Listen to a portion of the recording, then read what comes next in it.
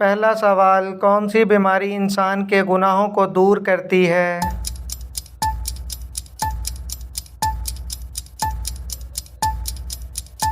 جواب ہے بخار۔ اگلا سوال، کس نبی نے دنیا کی تمام مخلوق کو دعوت دی تھی؟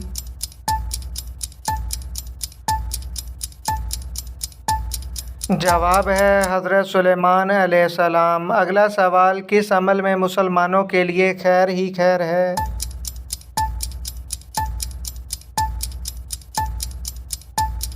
جواب ہے صبر و شکر۔ اگلا سوال، قیامت کے قریب ایک مرد کتنی عورتوں کی کفالت کرے گا؟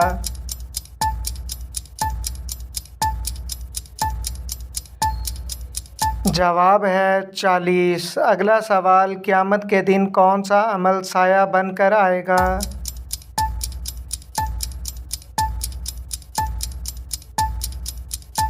جواب ہے صدقہ۔ اگلا سوال، شیطان آسمان سے کس دن نکالا گیا تھا؟